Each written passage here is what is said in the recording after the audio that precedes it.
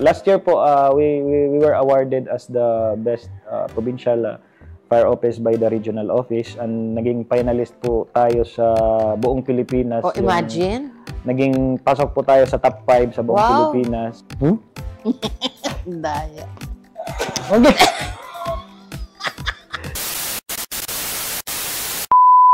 La la la, Roslyn, walang iwanan para sa sambayanan. Roslyn, la la la, Roslyn, ating kaibigan. La la la, Roslyn, Tara, kwentuhan tayo. La la la, Roslyn, walang iwanan para sa sambayanan. Mayang adlaw mga biliranon.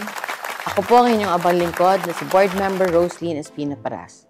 Narito na naman po tayo sa isang episode ng ating kwentuhan with BM Roslyn upang makapagbigay ng impormasyon na pwedeng pagkunan ng inspirasyon at kaalaman tungkol sa mga nagkalain-lain ng mga kaganapan o personalidad sa atong mahal na probinsya ng Biliran. Mga kaigsuunan ko, please help me welcome our guest for today, no other than Fire Senior Inspector Zardos V. Abella, RN MPA, or commonly known as our Provincial Fire Director here in Biliran Province. Magandang araw, PD Zard, and welcome to Kwentuhan with BM Roslyn. Mayong adlaw po, Tita BM.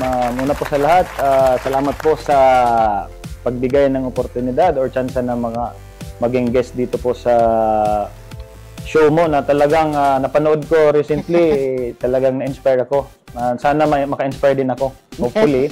At magandang araw po sa lahat ng mga Biliranon po na nakikinig. So now, mga kaibigan ko, let us first get to know better the man behind BFP. PD Zard, baka naman pwede mo ikwento sa amin ang talambuhay mo. Tipong how you became a registered nurse to becoming the PD of BFP here in Biliran Province. Muli po, ipapakilala ko po yung sarili ko po, Tita BM. I'm Fire Senior Inspector Zardos V. Abella, RN MPA. I'm a nurse by profession, and MPA po is Master's Degree in Public Administration. Okay. So, I graduated Bachelor of Science in Nursing way back 2009, and supposed to be, I was supposed to go abroad.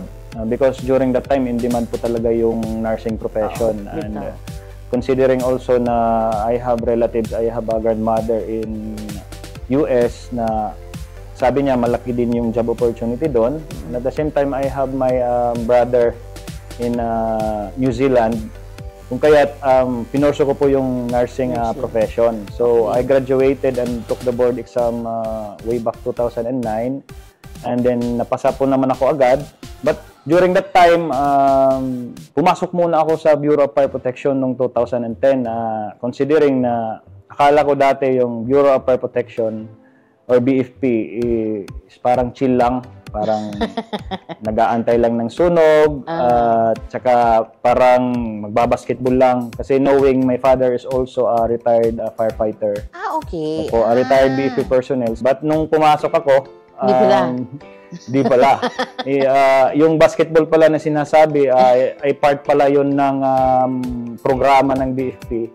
Kasi nakapuhunan din po pala ng physical training or physical strength and fitness yung pagiging isang BFP personnel. So, pumasok po ako noong March 2010. Nag-training ako agad ng 6 months. Wala man kasing kurso na Bachelor of Science in Fire Technology, ganyan, unlike sa ibang bansa. So, after ng basic training ko, inassign ako sa Emergency Medical Service. Meron kaming unit na nagre-respond din ng mga medical emergencies, mga vehicular accidents. So, na-practice ko pa rin yung profession ko doon.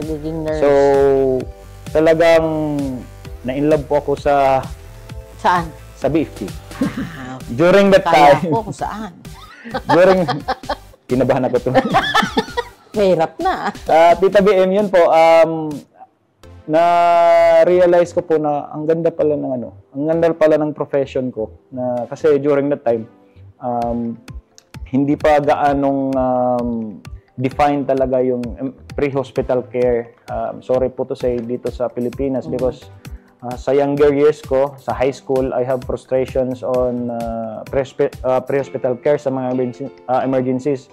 Halimbawa po sa isang responde, minsan driver lang ng ambulance yung nasa LGU. Tapos yung victim nasa likod sa mga vehicular accidents or mga stabbing incidents. And then, yung quality of care, hindi naman sabihin natin na pangit, pero mas deserving ng quality care, lalo yung pre-hospital care, dun tayo kasi nagsisave ng buhay. Yun yung link from hospital at saka sa emergency scene. So, na-realize ko, parang may calling ako na as a young officer or as a young firefighter na I think I can improve in my own little ways the quality of pre-hospital care kung saan ako na-assign.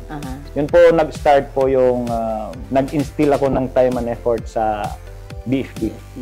Meron isang major life-changing event sa buhay ko kung bakit hindi ko na tinuloy yung pag-abroad. Even though marami po talagang offer na yung job opportunities at salary mataas. Yung naging major life-changing event is during Yolanda.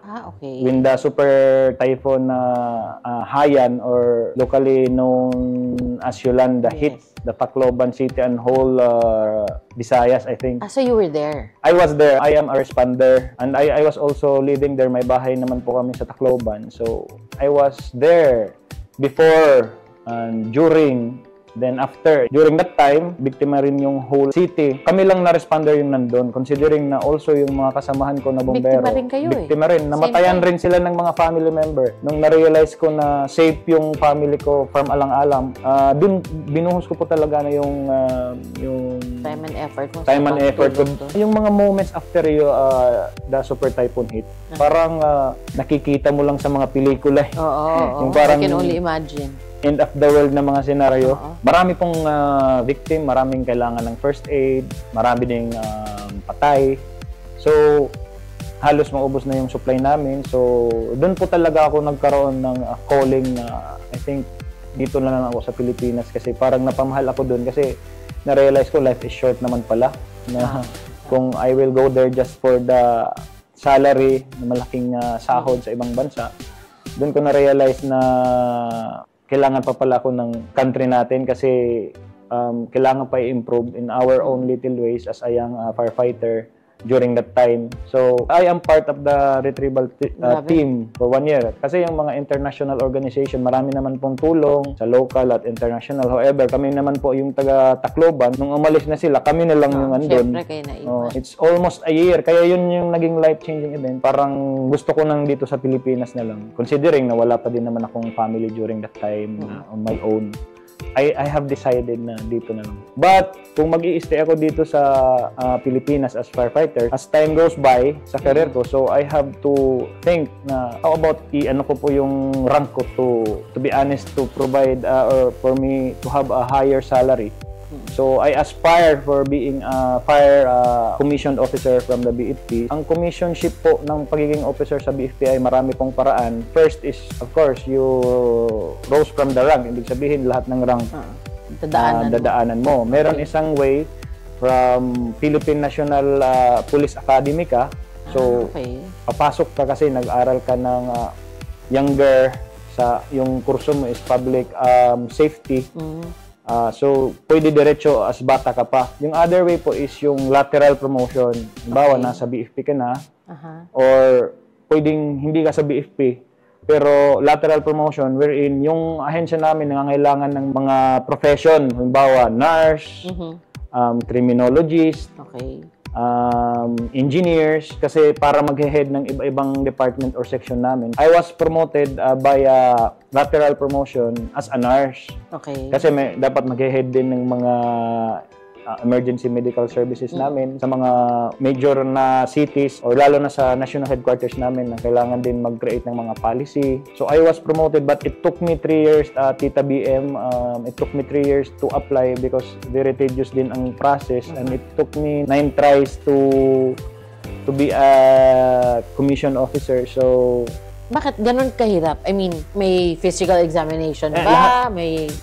Lahat po ng kagaya ng nag-a-apply ka ng pagkabombero, may process po. Siyempre, you will become an officer, most probably you will handle a unit or a station. So hindi lang siya physical, hindi lang siya sa neuropsychiatric na state ng mind mo, tinetest din yung management or leadership capabilities mo kung pwede. It took me 9 times doing that in 3 years because ang nakakahirap kasi maliit lang yung quota. Halimbawa, 5 lang yung kailangan sa buong Pilipinas. Marami ang Tapos nag-a-apply. 900 yung nag-apply.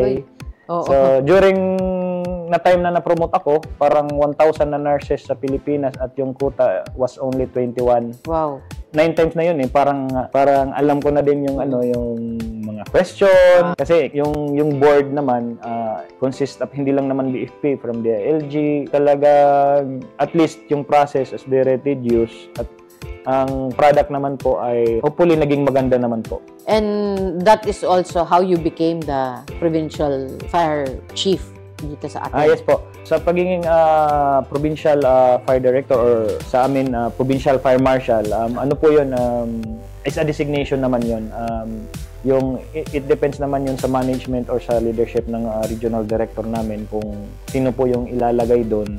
Kasi iba naman po yung rank. Yung rank ko naman is fire senior inspector. Supposed to be yung dapat, kaya yung tawag pa sa akin is acting provincial fire marshal. It's because hindi pa po full-fledged yung rank ko.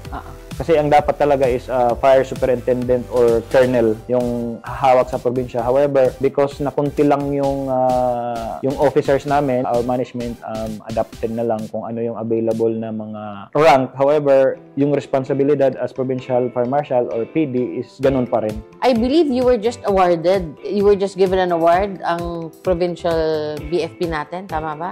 Opo. Mga Can you award. please share with us kung anong award yon? Last year po, we were awarded as the best provincial fire office by the regional office, and naging finalist po tayo sa buong Pilipinas. Imagine. Naging pasok po tayo sa top 5 sa buong Pilipinas, but hindi po natin nakuha kasi isa lang naman po yung Okay lang. award. The fact na top 5. Recently, naging best provincial fire marshal dahil kasi doon sa isang din yun yung award na yun. So naging best provincial fire marshal sa Region 8 last year. Meron din po tayong mga awardees po sa mga station natin, yung Caibiran Fire Station, yung Nabal Fire Station na emergency medical services. Actually, yung criteria naman po, andyan naman po yung mga implementation ng programs mo kasi may mga programa din po kami na kailangan implement. So, may mga barometer din naman po sila. Actually, very close din yung mga laban kasi mostly naman nakaka-comply. It only proves din lang na you're really good at what you do. Dahil if not for that, hindi tayo makakakuha ng ganong klaseng accolades na top 5 sa buong Pilipinas, tapos number 1 sa Region 8. Aba, napakaliit ng biliran, pero ganyan kagarbo. Yun nga po. Yun po nang naging disclaimer na maliit lang naman po yung probinsya natin. Sabi, manageable naman daw. Yun nga po, manageable siya. However, yung maybe i-discuss ko mamaya, may common misnomer yung public. Kasi pag sinasabi nilang yung bombero wala daw ginagawa kung walang sunog. Actually, doon po kami ina-awardan kung walang sunog na nangyayari sa area namin. Yun po yung barometer namin na effective po yung implementation. Di ba kasi prevention is better than cure? Yes, true. So, we focus on prevention kaysa naman focusing sa responding. So, dyan pa lang, kung maliit yung fire occurrences mo, isang barometer yon. Tapos yung implementation ng mga programa mo, kung marami kang na-reach sa social media, marami kang binigay na flyers, marami kang barangay na hinands-on mo puntahan. So isang criteria yon sa pag-judge po sa mga implementation ng programa namin. Yung probinsya natin maliit lang, however, meron kasi, halimbawa, meron kayong mandato. Binibigyan kami ng ways paano namin ma-accomplish yun. So, you can innovate naman na, siyempre, lalo na ngayon sa information age, through social media, pwede tayo mag-adapt na sa modern demands of time. So, isa po yun na sa criteria po na kino-consider ko. What personal achievement are you proud of that not many people know about? Again, mahirap na ulit. Yung sinabi ko kanina, maraming nakakaalam nun eh. Actually, yung tayo lang makakaalam. I may sound, Tita BM, I may sound melodramatic, but so far, ang pagiging ama ni Teo. Kasi parang ngayon, yung mga inspirations ko sa work, gusto kong i-achieve to. Gusto kong maging fire safe yung biliran, hindi lang yung biliran, yung influence or mga ideas mo, ma-escalate ko sa public to have para sa future nila, Teo. May plano po kasi akong gawing mini biliran fire safety education center yung provincial office namin. Okay. Na ngayon, finand po ng provincial government through Gov. Gerard Espina yung isang tower na pwede mag-rappel, pwede mag-training ng rope rescue. Hindi lang mga bata, kundi yung mga lahat po ng sector or ages na pwede bata, pwedeng mga MDR or expander, pwedeng mga schools. Meron din isang parang multi-purpose na building na pwedeng mag-ano doon ng mga station, halimbawa may CPR, pwede din mag-training yung mga tagalabas na bombero or yung lahat po na mini training center siya. Hopefully, through the support naman ng lahat, lalo na kay Congressman Jerry Boy Espina kasi parang nakapila na siya for funding. Hopefully ma-accommodate. Yung ideya po kasi na feeling ko may sense of accomplishment ako kung ginagawa ko para kay Teo. Hindi para sa ngayon kasi knowing na during their time magkaroon na ng fighting chance na in dealing destructive fires or sunog, not only destructive fires, any natural disasters or calamities.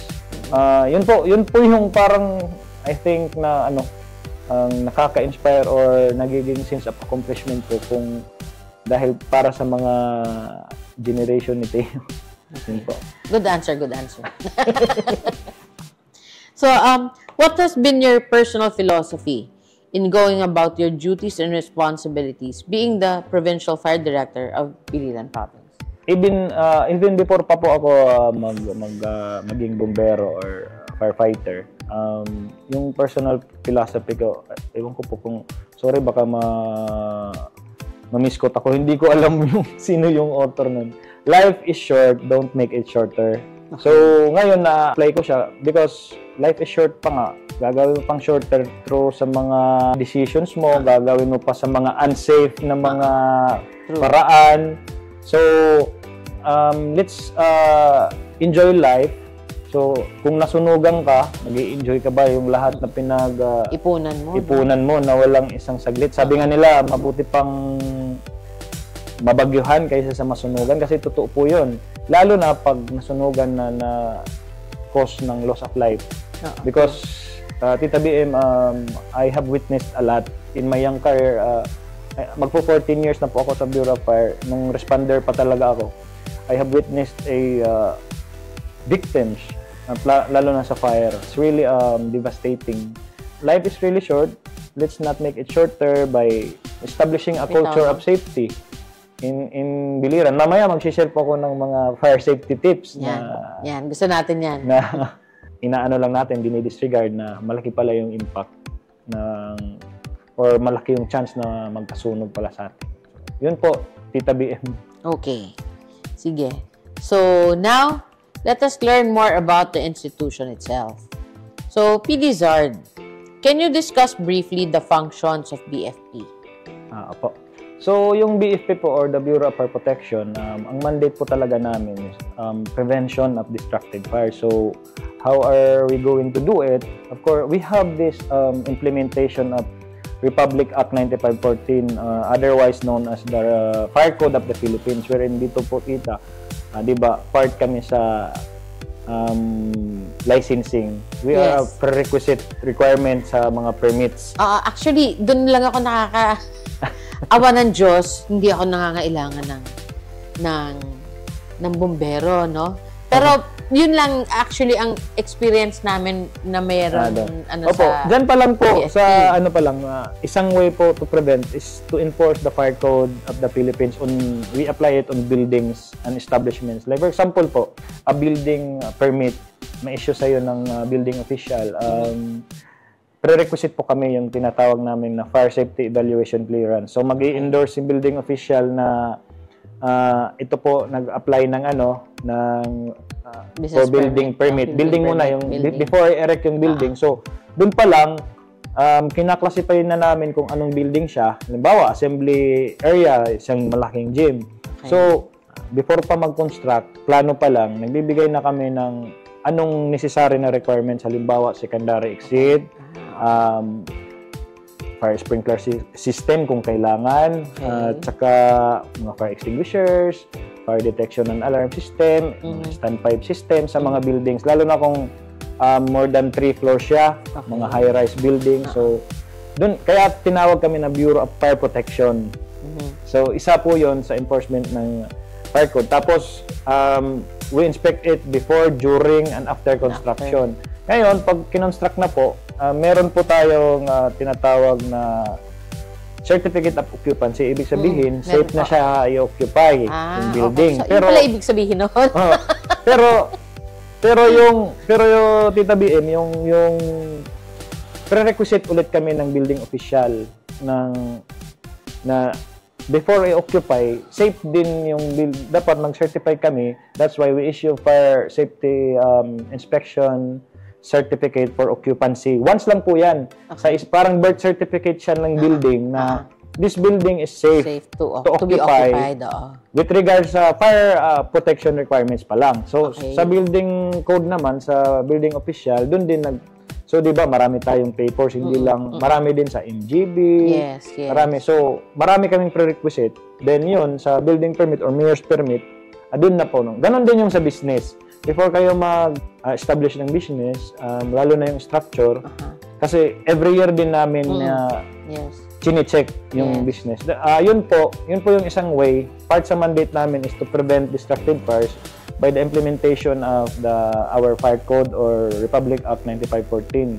So, another ways po, another mandate namin para ma-prevent po yung destructive fires, nandun na po yung pag-conduct ng fire safety lectures, fire safety awareness, fire drill sa mga schools, pre-fire planning sa mga barangay. So, ini-empower natin yung mga barangay. Tapos, yung pinaka-main din na mandato po namin, Tita BM, is yung to respond to all destructive fires on buildings, on grass or forest, or sa mga ships or na nakadak sa mga barko na nakadak sa mga port natin. Port wards. Kasi kung sa lawod na or sa dagat na, hindi na po sa amin yun. Mostly, part din sa amin na yung pag-i-investigate, nagtatap din yung Coast Guard sa amin. Yung part kung din, naging part na rin siya all throughout time ng mandato namin.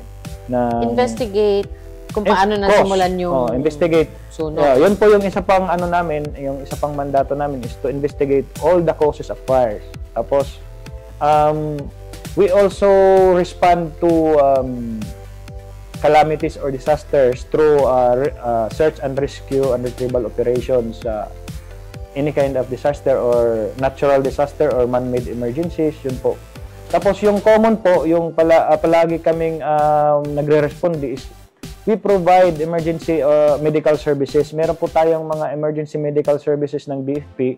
Halimbawa, dito po sa probinsya, meron po tayo sa Nabal Fire Station at sa Kaibiran Fire Station. So, any medical emergencies, vehicular accidents, lalo na kung sunog, andun din sila as standby medic sa mga events. So, yun part pa din po yun sa mandato namin. Last two na mandate po namin is to mag-provide. Ang mandate po talaga namin as agency, mag-provide ng fire station at fire truck sa all munisipyo in the Philippines. So, all municipalities in the Philippines. So far dito sa atin, Biliran, lahat meron na. Isa na lang sa municipal island of Maripipi. Wherein, nasa na po tayo, magkakaroon na po tayo ng fire station. Hopefully this year, kasi nag-donate naman po yung LGU Maripipi ng lot. Mag-meeting kami ni Mayor Joseph Caingcoy para maayos na po yung lahat ng mga requirements. Para actually nakapila na siya. Para makaano kung paano pa yung mga gagawin namin para ma-improve yung fire services, lalo na island municipality sila. That's good, Opo. Yung last po na namin mandate is to assist the armed forces of the Philippines in terms of national emergencies. So we are a force multiplier. Kung any help kung ano yung maano namin sa BFP, just like yung nangyari ng Yolanda. Kaya nasa retrieval kami, nag-assist din kami ng BFP na dati supposed to be yung AFP noon. Okay. But syempre yung sa safety and security, so nagtulong kami.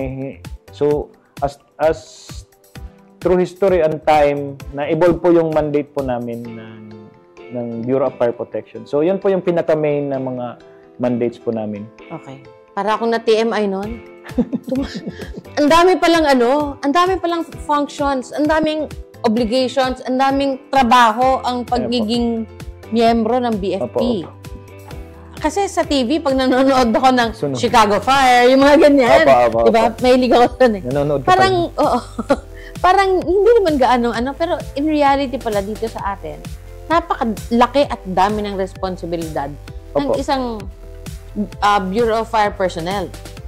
Opo. Kasi yung ano po talaga natin, sabi ko nga po kanina is prevention. Ibig sabihin, pag walang sunog, dun talaga kami na maganda pag wala. Na awardan actually. Dun yung barometer na maganda yung performance namin. Kasi ibig sabihin yung prevention efforts, you're really doing your job. Yeah. But dito po sa probinsya, as you can see, urbanization nag-i-increase na po. As urbanization increases, the risk also increases. So, ang sinasabi ng iba, living in the past, na hindi pa man nagsunog dito, ilang years na ako nakatira. Kasi hindi, as time goes by, lalo na dito sa probinsya natin na Tita BM, sa record, last year, we only have 3,500 mahigit na nag-secure ng permit po ng business permit. Sunog. Hindi po. Ngayon pa lang March, meron na tayong 4,000, nearly 5,000 na establishments province-wide na nag-secure ng permit. Yung hiwala pa. Hindi pa natin alam yun. So, ibig sabihin, as urbanization increases, nag-i-increase din yung risk. Kasi regardless kung ano pa yung mga mitigation activities natin or maiwasan natin yung mga ill effects ng destructive fires, pero andun pa rin po talaga kasi nag-i-increase, nag-flap-flap yung tao sa urban areas. So, nag-i-increase talaga yung risk. Tapos yung technology, nandyan, lahat ng factors. So, kailangan papag-itingan natin. So, yun po. Grabe, na ano ko doon. Na-shock ako doon. Ang dami pala, as in, parang lahat ng itatanong ko, nasagot mo na. Kasi, na pala. Hindi, kasi sa dami. Parang all in one yung sa dami. Kasi, kumbaga, supposedly, I was gonna ask you ano yung mga programa nyo, pero parang, appeal na rin dun sa mga binanggit mo eh. Pero itanong dahil sa sobrang daming functions ng BFP. But I know na meron pa kayong iba pang mga ginagawang programa other than yung basic na talagang kumbaga dapat yung gawin. May mga kumbaga extracurricular na things na you do to help the community, di ba? Yun naman ang pakikwento sa amin ngayon. Recently po, before the pandemic hit, marami po kaming mga programa to reach out sa community. Meron kaming mga barangay ugnayan, but meron po kaming naggawang programa as a whole, as an agency, na tinatawag namin na Upland Ligtas na Pamayanan, wherein meron siyang 4 na areas. First is the Community Fire Protection Plan. Okay.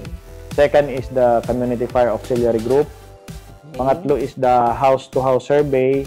And pang-apat is the Fire Drill within the barangay.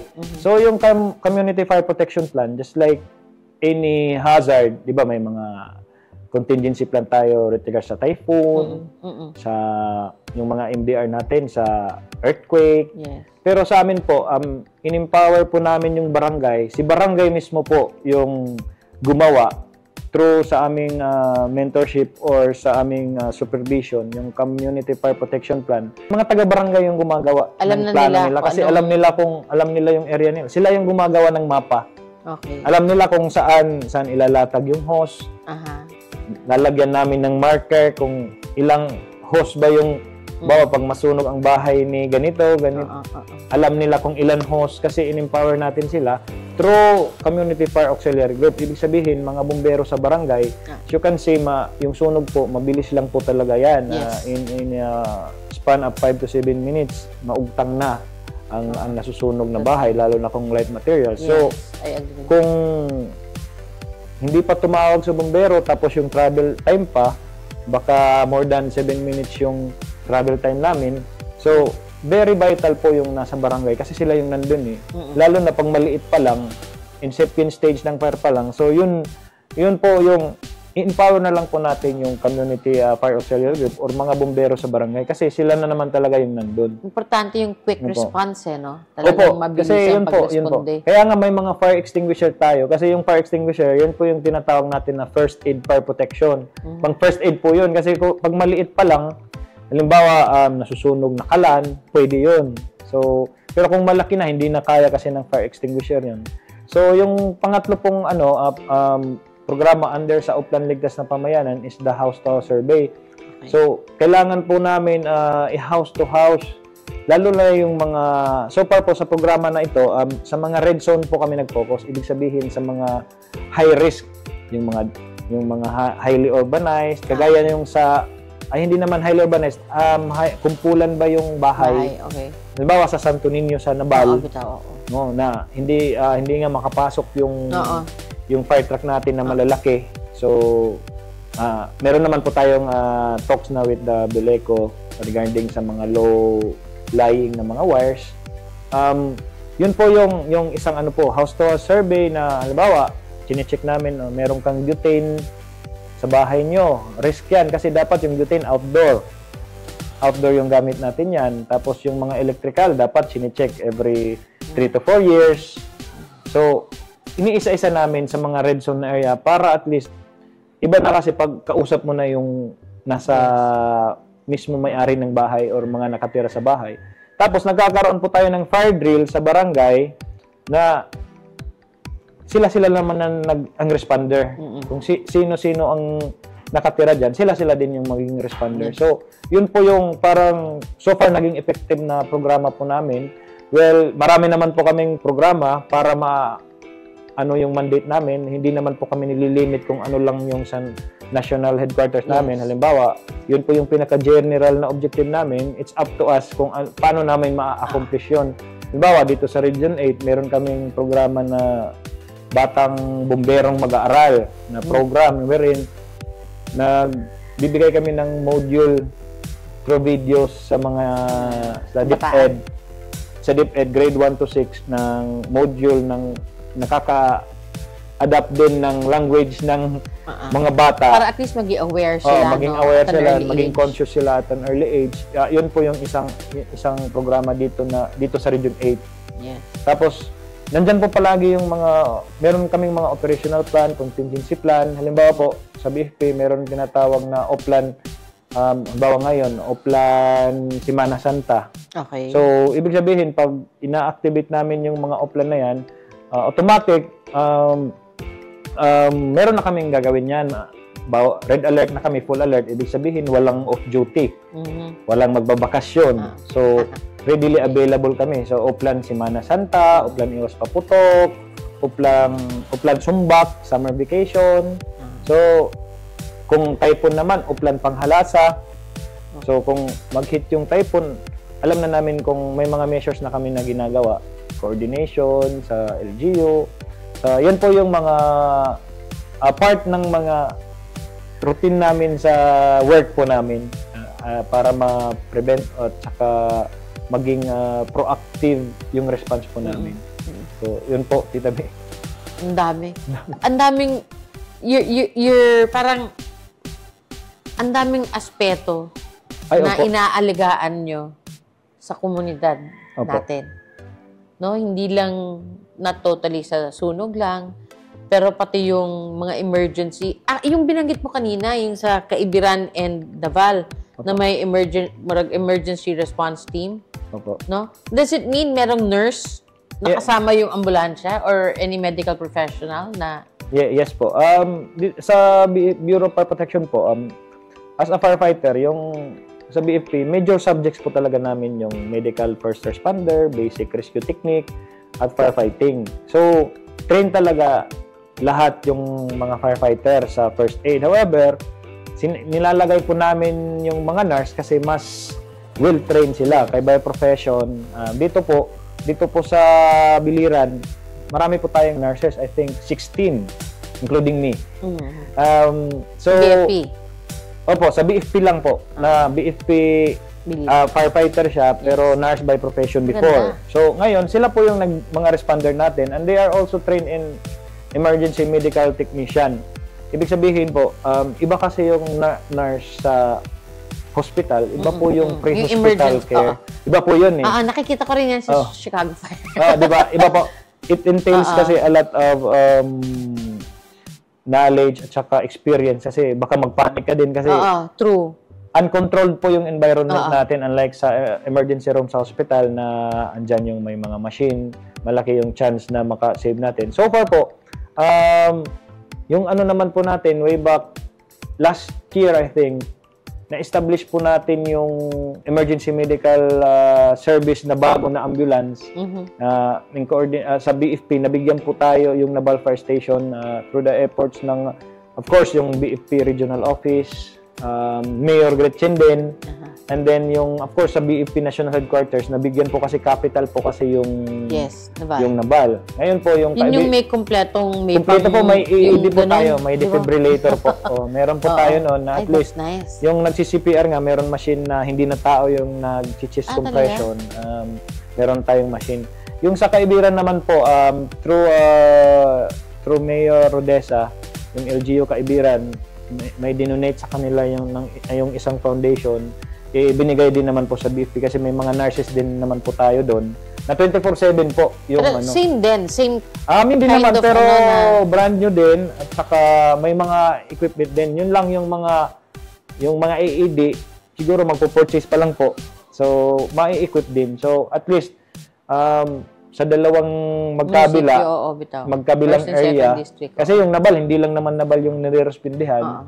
Pati din naman sa mga nearby towns, lalo na kung may mas casualty incident na kailangan ng isa or hanggang 5 ambulance. So, yun po, yung at least slowly nagkakaroon na tayo ng fighting chance na maka-save more lives sa golden time po ng emergency. So, yun po.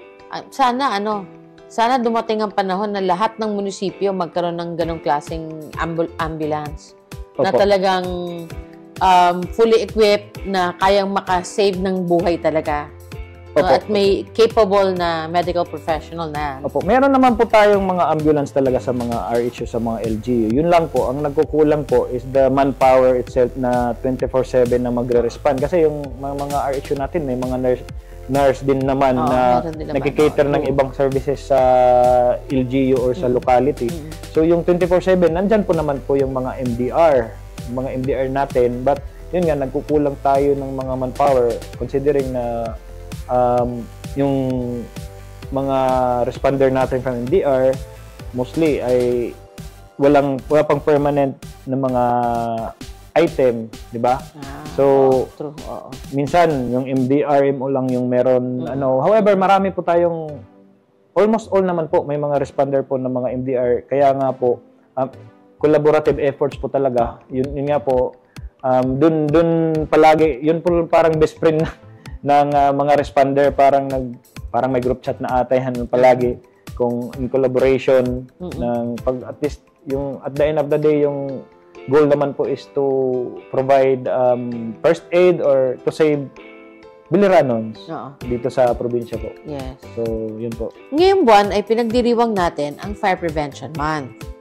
Ano-ano ang mga activities na ginagawa or nagawa ninyo in celebration of that? Una po sa lahat, Tita BM, gusto ko muna i-discuss bakit naging Fire Prevention Month ang March. Yes. Kasi way back po,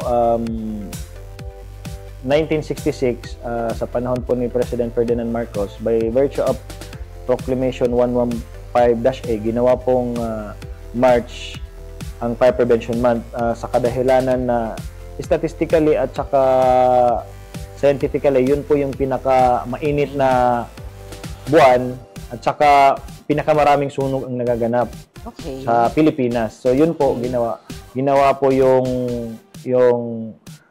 Fire Prevention Month sa March. Pero as you can see, sabi nyo nga po siguro sa climate change, Yes. pati February, January, February, March, minsan umaabot ng ngayon nasa drought tayo sa El Nino, makaabot pa ng April or May ang hot season natin. So yun po ginawang Fire Prevention Month ang March. Ang marami po kaming nakalinya po na mga activities. So far, all activities po are geared towards awareness and information dissemination. Yun din naman po yung ginagawa namin whole year. Hindi lang talaga Fire Prevention Month ang March. Every second is a fire prevention time. So ini-intensify lang namin lalo sa March. Halimbawa po yung sinabi ko po kanina na programa, yung Upland Ligtas na intensification of the implementation. Halimbawa, kung yung flyers mo sa ibang buwan binibigay mo sa ganitong quantity, so i-increasein mo. Tapos magbabandilyo kayo sa mga barangay. Tapos mas more on community relation siya. Nag-kick off, sinasound namin yung siren na para ma-feel din yung public na, baka yung sound of siren is a symbol kung may sunog or emergency. Yes. So, more on reaching to the community. Yun po yung, kaya marami kami activity from Zumba, nakita kayo. nagkakaroon dito sa probinsya, nagkaroon ako ng spoken poetry na ang tema sa pag-iwas sa sunog, hindi ka nag-iisa. Yan po yung tema. Actually, hindi na po siya tema. More on mantra na po yung tagline po ng BFP na sa pag-iwas sa sunog, hindi ka nag-iisa. Meron tayong mga photography contest. Meron tayong poster making contest. Meron kaming Fire Square Roadshow. Yung Fire Square Roadshow para po siyang circus para sa mga bata, wherein may mga mag-establish kami sa March 15 po yun, mag-establish kami ng mga areas na tuturuan namin bata hands-on yung paggamit ng fire extinguisher, That's nice. magra-rappel or mag-rope rescue, mag-fire safety tips, tudluan namon mag-CPR, na hands-on mismo. Yung goal namin po sa Fire Square, hindi naman po siya matututunan talaga lahat. Yung goal namin po is to establish safety sa mga bata. At least magkaroon sila ng interest. Yung bata, madali kasing turuan. True. So, at saka, sila yung number one vulnerable when it comes to mga fire disasters. Kasi hindi pa nasusunog, smoke inhalation pa lang, nakakamatay na. So, tinuturuan namin sila what to do during fire, what to do during earthquake. So, parang interactive approach siya. On March 15, lahat po ng station sabay-sabay po. Okay. All stations in the region 8 sabay-sabay po. Dito po sa Nabal, sa Provincial Evacuation Center sa Larrazabal, gagawin namin po. So, meron kaming interagency basketball tournament, meron kaming Provincial Fire Olympics, meron din kaming anong Fire Olympics? Supposed to be yung initial proposal ko po was to magkaroon ng Fire Olympics, parang maglalaban-laban yung mga fire station. Kung sinong magaling talaga when it comes sa response. Hindi lang po yung mga fire station, pati din yung mga OGT na mga criminology from BIPSO. Supposed to be the proposal was pati din yung mga MDR para ma-improve lang yung skills. At the same time, magkaroon ng camaraderie talaga province-wide. Yun po talaga yung goal ng Provincial Fire Olympics namin. So, marami pa po kaming mga activities more on sa tree planting, coastal cleanup. Tsaka ilang beses kami magti-tree planting, almost I think more than 10 times this month. Okay. In support din, not only kasi interrelated po yan yung hindi lang yung mandate namin is to in coordination din sa mga agencies parang tulungan talaga po, Tita BN. Marami pong nakalinya kasi yung natin po, yung Fire Prevention Month, di ba yung last week is Semana Santa. So, you will limit your activities na lang po yung, kasi isa Holy Week na. Yes. So, parang we only have 3 weeks. So, parang everyday meron pong meron pong mga activities. Well, in fact, meron akong ginawang activities po, tita, na nung March 13, magkakaroon po ng symposium on fire safety requirements. Ibig sabihin, yung mga Contractors Association, yung mga electrician, yung mga building official, yung mga hepe, yung mga any agency na in charge sa licensing or permitting, magkakaroon kami ang goal is to promote common understanding with regards sa permitting, lalo na sa fire safety, kung ano yung mga fire safety requirements, just like also sa DepEd, sa DPWH po. So, marami pong nakalinya. Mahirap po isa-isain.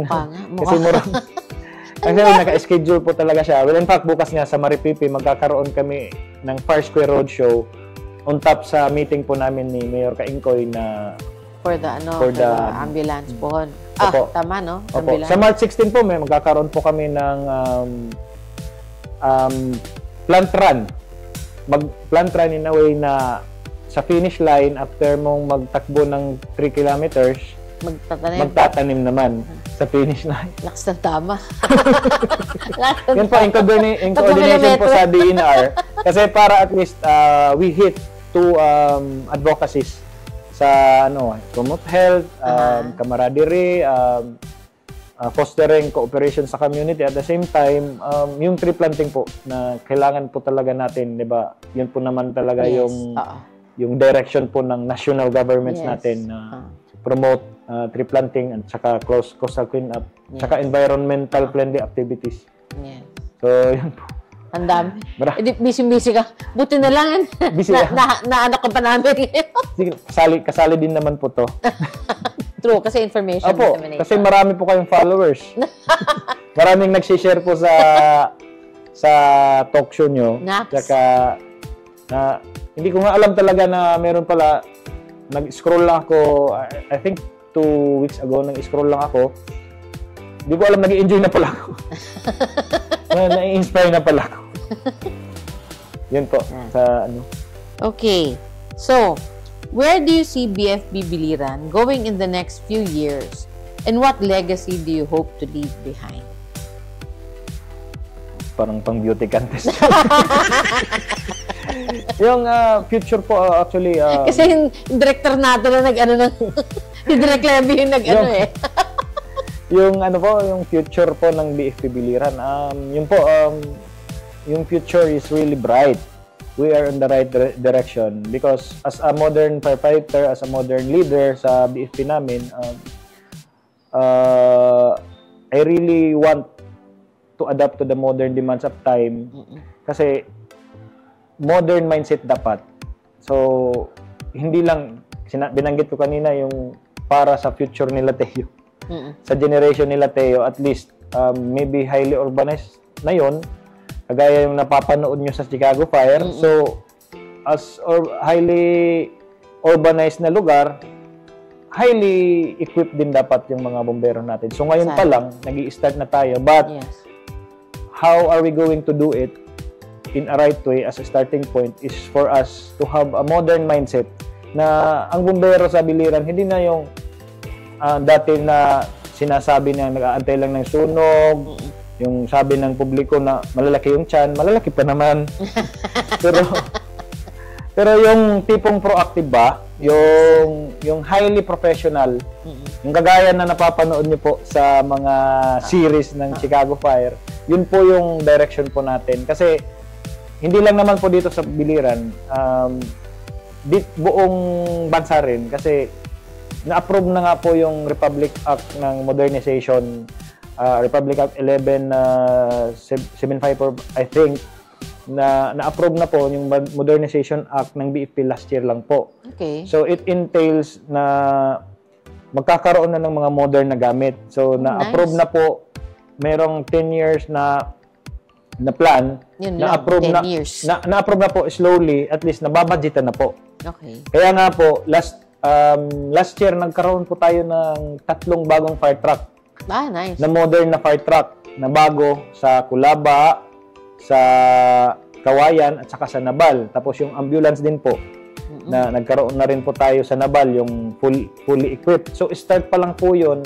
So, slowly, we are modernizing the Fire Bureau, lalong-lalo na dito sa probinsya, tayo, we are hindi naman isolated, but we are an island province na, halimbawa, Simbako, kung maputol yung bridge. Bitaw. Para tayong Dante's Peak na palabas, kasi one way in, one way out, diba? At least we have a fighting chance as a province to combat destructive fires and also to respond to any natural disasters or man-made emergencies po. So yun po yung direction po natin, a modern fire service dito sa Biliran. Okay. So, PD Zard, since nakapagkwentuhan na naman tayo tungkol sa mga bagay sa personal mo, at pati na rin sa mga nakalain-lain na programa ng Bureau of Fire, ngayon, mapunta naman tayo sa kulitan portion ng ating kwentuhan with BM Roslyn. Ang ating laro ngayon, araw, ay ang tinatawag na lie detector test. Yan lang. Are you ready? Walang choice. Okay.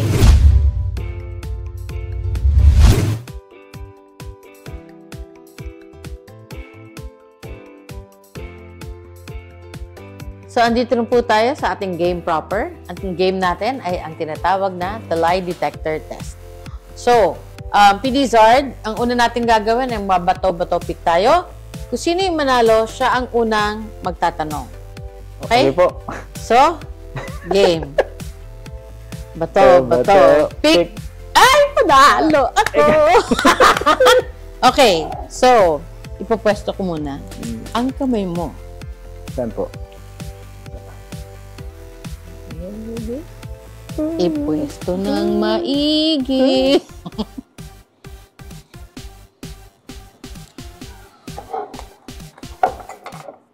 Question. Start. On natin. Para siguradong kuryente. Kuryente na lang. Ay, kabala ka. Dito lang Disclaimer. tayo nagkano eh. Laro lang po ito. So, have you ever ghosted anyone? No. Tama ba? Tama na, no?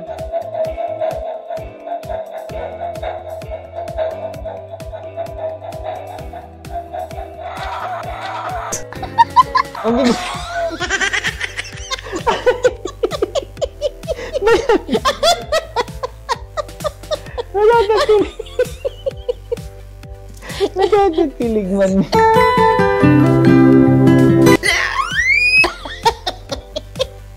Okay, your turn.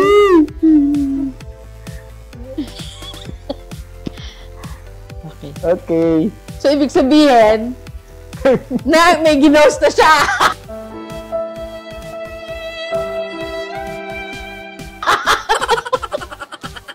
Itong pinakamahirap siguro na na tanong sa buhay. So, start ko muna. Apo. Ano yan? Nakuha na ako. If you won the lottery, would you still continue working? Yes.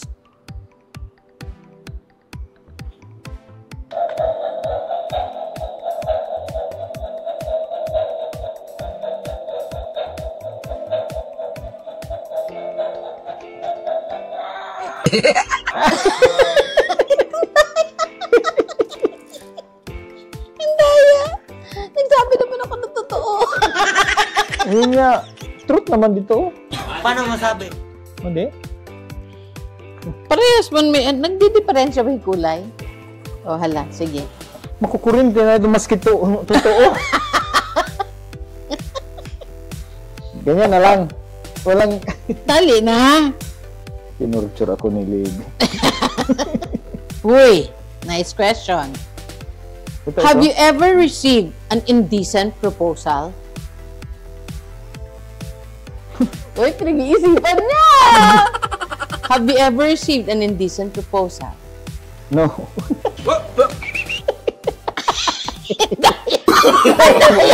no.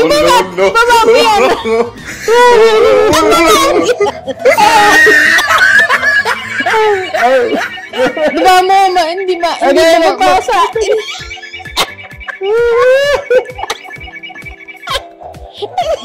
Pasagat. Pagani. Mali na yung sagot. Dapat naka-flat siya eh. Okay, masakit. Hindi. Alam na namin. Ang daya! Ang daya! Ang daya na pa! Hindi ba nga pag hindi nakagano.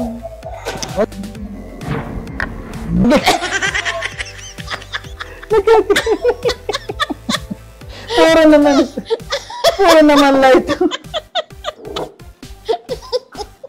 Puro light. Diyos ko, Lord. Nababasa yung... Parang conductor ng electricity. Paano masabi? Hala, dali. Yan na yun. Last na Hindi, may isa pa ata. Have you ever unfriended anyone? Yes.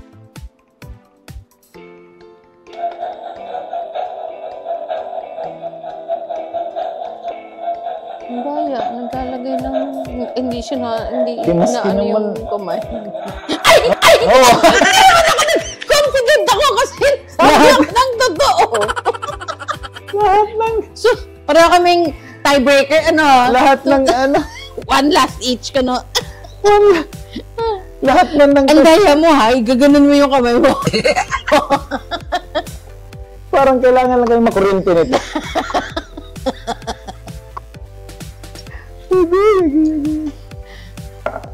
Okay. Magbubuo. Wait a minute. Walang ganyanan.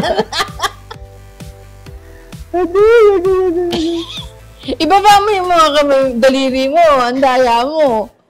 Talagang nililusan up pa talaga niya, ganyan ka lang. Ang daya. Would you lie to your partner to protect him or her? Answer mo na. Ay, sorry. Answer. Pwede ko na. No. Would you lie to your partner to protect her? No. Totoo. Ibaba mo yung kamay mo. Ang tigas ang ulo. Masakit. Ang tigas. No.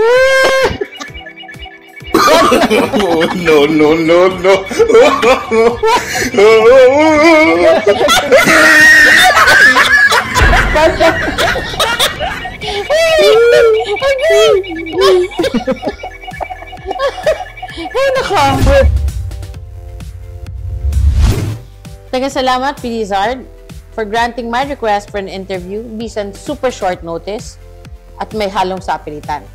Diba? Those are the simple benefits kapag ka mag-anak yung interviewin mo. Diba?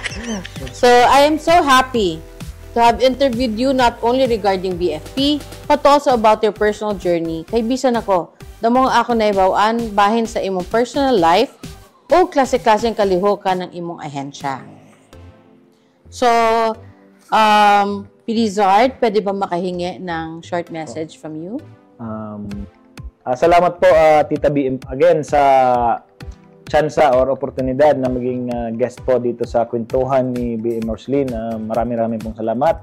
At inaanyayahan ko po yung lahat ng mga viewers, actually worldwide, na panoorin natin po yung mga programa at saka yung mga episodes dito sa kwentuhan ni BM Roslyn. Sa lahat po ng Biliranon, I would like to say na let's all have a fire-safe community at suportahan po natin ang isa't isa kasi sa pag-iwas sa sunog, hindi po kayo nag-iisa. Yun lang po, magandang araw po sa ating lahat. Nice. Sana po ay may impormasyon, aral at inspirasyon po kayong napulot sa ating kwentuhan ngayong araw. Huwag po natin kalimutan na i-follow ang ating FB account at mag-subscribe sa ating YouTube channel na parehong Roslyn Espina Paras ang mga account names nito. Palihog, paki-like o share din po ang ating mga posts sa mga ito upang mas dumami pa ang makakuha ng mga aral at katatawanan, labi na sa atong mga kaigsuon ng biliranon. Muli, ito po si Roslyn Espina Paras. Tara, kwentuhan tayo.